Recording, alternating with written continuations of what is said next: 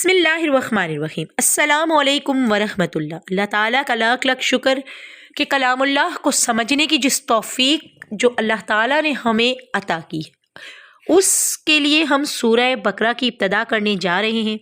لیکن اس سے پہلے کہ ہم ورڈ ٹو ورڈ ترجمے کی طرف جائیں، میں یہ ضروری سمجھتی ہوں کہ سورہ بقرہ کی فضیلت، اس کی اہمیت کو ہم اچھی طریقے سے جان لیں۔ تو آج کی یہ ویڈیو انشاءاللہ تعالی سورہ بقرہ کی فضیلت قرآن و حدیث کی روشنی میں۔ سب سے پہلے سورہ بقرہ اپنے حجم کے اعتبار سے سب سے بڑی سورت ہے۔ اس سے پہلے کلاس میں ہم سورہ فاتحہ کا مکمل ترجمہ ورڈ ٹو ورڈ پڑھ چکے مکمل طور پہ الحمدللہ۔ سورہ فاتحہ جو کہ قرآن حکیم کا مقدمہ بھی ہے اور قرآن کریم کی ایسی چند صورتوں میں سے ایک ہے جو یک مشت مکمل طور پر نازل ہوئی ہیں۔ سورہ فاتحہ نزول کے اعتبار سے مکی صورت ہے، مگر پورے قرآن کا مقدمہ ہے، اور پورے قرآن میں اب تک جتنے بھی مضامین آئیں گے اور آگے بھی جتنے مضامین آئیں گے، ان سب کی جڑ سورہ فاتحہ کے اندر آ چکی ہے۔ مصحف کی ترتیب میں اللہ تعالیٰ نے سورہ فاتحہ کے بعد سورہ بقرہ کو رکھا ہے، اگرچہ یہ ترتیب نزولی کے اعتبار سے مدنی صورت ہے، مگر مصحف کے اعتبار سے اگر سورہ فاتحہ کو قرآن کا مقدمہ مان لیا جائے تو پہلی صورت قرآن پاک کی سورۃ البقرہ۔ اچھے طریقے سے ذہن نشین رکھیے گا کہ نہ صرف حجم کے اعتبار سے قرآن حکیم کی سب سے بڑی سورت ہے سورۃ البقرہ، بلکہ مضامین کی گہرائی کے اعتبار سے بھی اگر ہم سورۃ البقرہ کو مکمل کور کر لیں تو آلموسٹ ہم پورے قرآن پاک کے اسلوب سے واقف ہو جائیں۔ سورۃ البقرہ تقریباً 2.5 پاروں پر پھیلی ہوئی سورت ہے۔ سورہ البقرہ، سورہ آل عمران، سورہ نساء اور سورہ المائدہ یہ متواتر 4 مدنی صورتیں ہیں اور یہ 6.5 پاروں کے اوپر پھیلی ہوئی ہیں۔ حالانکہ یہ ترتیب نزول کے لحاظ سے بعد کی صورتیں ہیں، مگر سورۃ المائدہ کی کچھ آیات تو وہ بھی ہیں، وہ ایسی ہیں جو بالکل اینڈ پر، نزول کے اعتبار سے بالکل اینڈ کی صورتیں ہیں۔ یہ 4 صورتیں نبی کریم صلی اللہ علیہ وآلہ وسلم کی شریعت کو تقریباً مکمل طور پر کور کرتی ہیں۔ آپ صلی اللہ علیہ وآلہ وسلم سے پہلے جو اگلی امتیں گزر چکی ہیں، جیسے جیوز یعنی یہود اور کرسچنز، ان کے جو بھی ایشوز تھے، انہوں نے جو بھی غلطیاں کی، اللہ تعالیٰ کے عذاب کا کوڑا جو ان پر پڑا، اور پھر اللہ تعالیٰ نے ان امتوں کو معزول کیا اور نبی کریم صلی اللہ علیہ وآلہ وسلم کی امت لائی گئی۔ تو یہ 4 صورتیں بھی جوڑوں کی شکل میں ہیں۔ پہلا جوڑا سورۃ البقرہ اور سورہ آل عمران کا ہے۔ اگلی 2 صورتیں سورہ نساء اور سورہ المائدہ، یہ بھی جوڑا ہے۔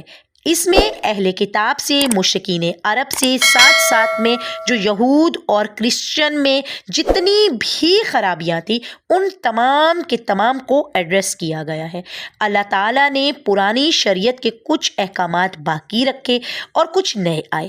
شریعت محمدیہ صلی اللہ علیہ وآلہ وسلم کے اعتبار سے 4 صورتیں شریعت محمدیہ صلی اللہ علیہ وآلہ وسلم کو، یہ جو 4 صورتیں میں نے آپ کو بتائی، یہ 4 شریعت محمدیہ صلی اللہ علیہ وآلہ وسلم کو کور کرتی ہیں۔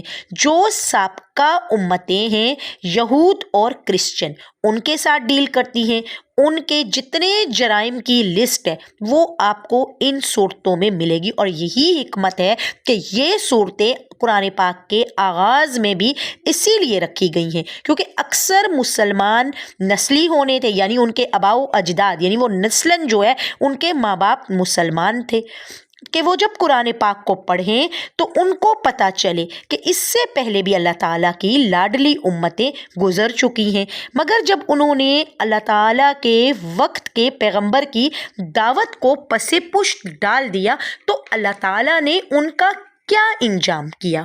تو پھر اللہ تعالیٰ نے ان کا کوئی لحاظ نہیں کیا کہ یہ لاڈلی امتیں ہیں، ان میں 3 کتابیں توریت، زبور، انجیل نازل ہوئی، وہ ہزاروں پیغمبر آئے، اللہ تعالیٰ نے انہیں معزول کر کے نئی امت کھڑی کر دی۔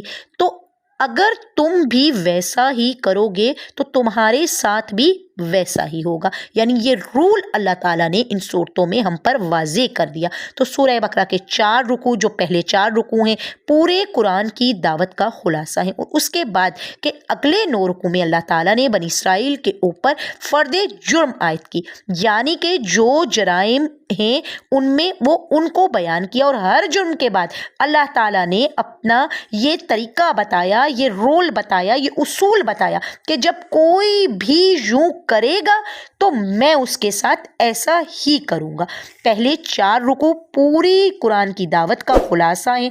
पहले 4 रुकू अगर हम पूरे कवर कर लेंगे तो सारी की सारी किताब का उस्लूब इंशाअल्लाह ताला कि ये किस तरीके से गुफ्तगू करता है ये हमें समझ में आ जाएगा। तो अगरचे तरतीब नज़ूल के एतबार से ये मदनी सूरतें हैं, लेकिन शुरू में इसीलिए ये सूरतें आई हैं कि अक्सर मुसलमान नस्ली होने थे। इसके अलावा जो साबका उम्मतें हैं, क्रिश्चियन, यहूद, ठीक है, जूस वगैरह, तो उन्हों 2 अरब के करीब हैं, वो आज भी वो 2 अरब के करीब हैं। अब उनके लिए इंटरेस्ट के लिए उनकी दिलचस्पी जो है वो सूरह इनाम, सूरह वाक़िया में तो उस तरह नहीं है जिस तरह सूरह बकरा और सूरह आले इमरान में थी।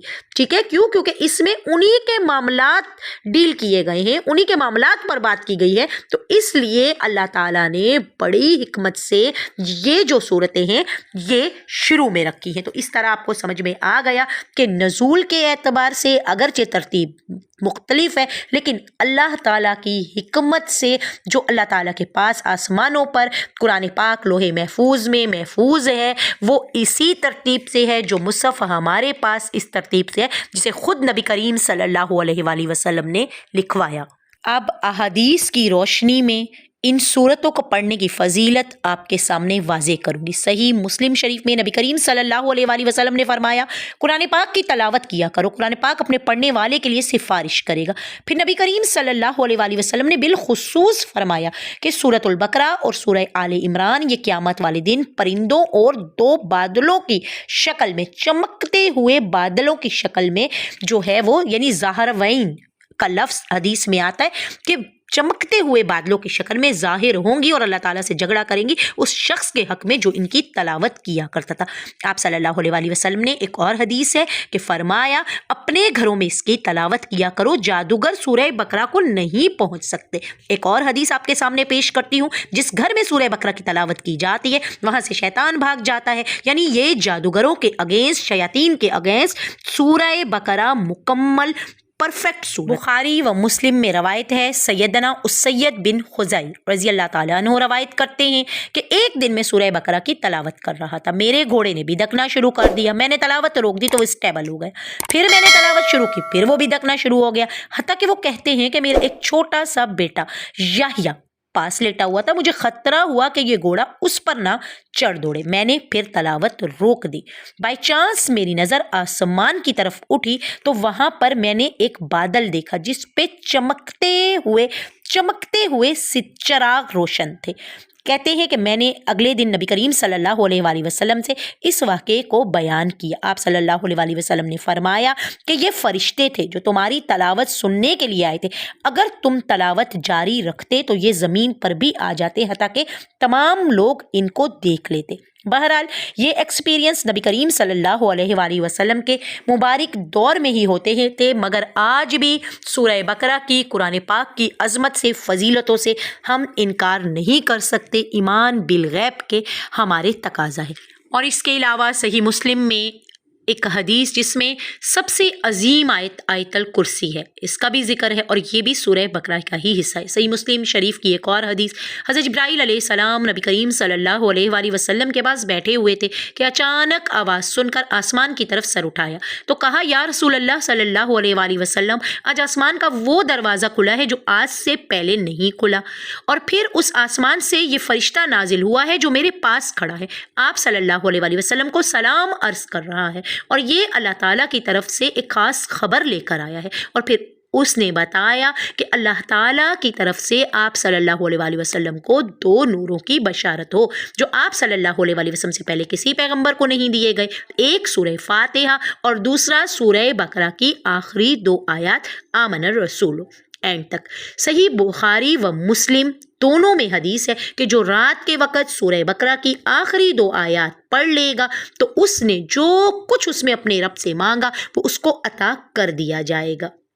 ان آیات میں تجدید ایمان ہے، اللہ تعالیٰ سے دعائیں ہیں، اسی لیے جو بھی لمبے لمبے وظائف نہیں کر سکتا وہ یہ 2 آیات یاد کر لے، روزانہ پڑھنے کا معمول بنا لے۔ جو انہیں پڑھے گا تو یہ خود بخود یاد ہو جائیں گی۔